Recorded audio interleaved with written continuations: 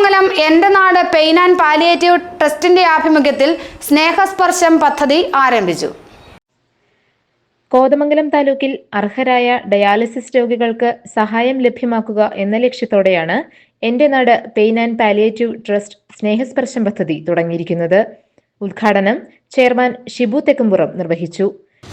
3 വിഭാഗത്തിൽപ്പെട്ടവർക്കാണ് നമ്മൾ സഹായങ്ങൾ നൽകാൻ ആദ്യഘട്ടത്തിൽ തീരുമാനിച്ചത്.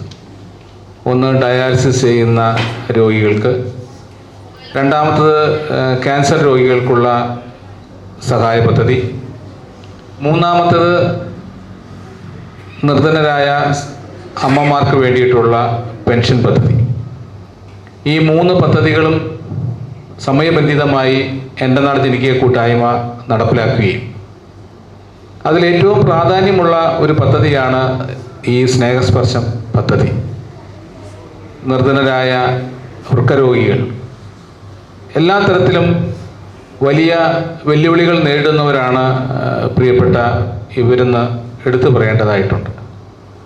ഡയാലിസിസ് ചെയ്യുന്ന രോഗികൾ അഭിമുഖീകരിക്കുന്ന പ്രശ്നങ്ങൾ നിരവധി. അതിൽ സാമ്പത്തിക പ്രശ്നം ഏറ്റവും രൂക്ഷമായി ഉണ്ട് എന്ന് നമുക്ക് എല്ലാവർക്കും അറിയാം. CK സത്യൻ അധ്യക്ഷത വഹിച്ചു. George Ambattu, MM Abdul Rahman, James Korampel, Joshi Kuriakose, Sunny Varkey എന്നിവർ പ്രസംഗിച്ചു.